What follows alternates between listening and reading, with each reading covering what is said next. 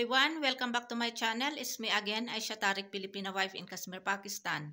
Today is Friday and today is August 2 and time now in Pakistan is 9:10 AM and Juma Mubarak to all Muslims around the world. Siya nga pala guys, may isisend akong isishare na videos galing sa aking friends dyan sa Pilipinas. Meron siyang meron siyang tinitinda na mga pagkain like yung quick, fishball, kikiami at saka chicken fishball.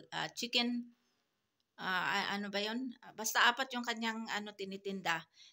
Quick, kikiami, fishball at saka chicken ball yata yon. So maganda itong business niya kasi malapit yung bahay nila sa school. Sa May Quezon City, malapit sila sa Cubao, Vilona Street at malapit nga sila sa sa school. Kaya maganda itong tinitinda niya.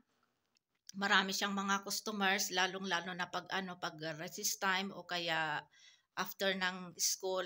So mga estudyante ay gutom kaya maraming bumibili sa sa kanya.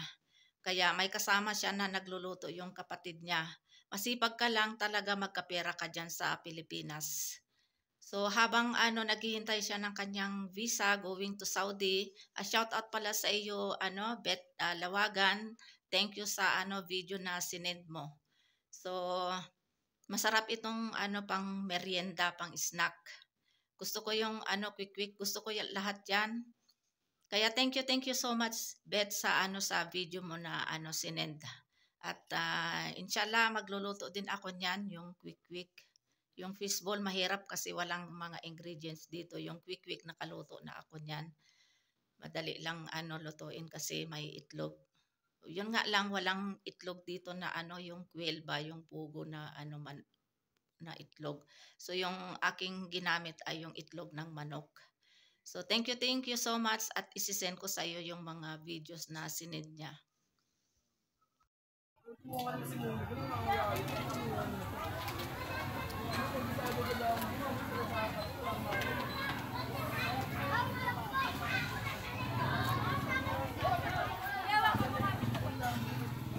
Ito yung tendera namin, maganda. Hi, Inday! Kaya mo yan, Day. Luto ka lang ng luto dyan, Anday. Bili na kayo dyan. Ito, nagluluto ako ngayon ng fishball. Dali na kayo. Ayan, yung mga estudyante.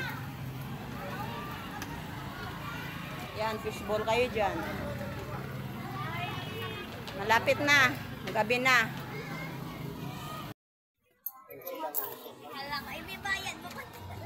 Ayan ate, yung paninda ko. Oh, fishball quick.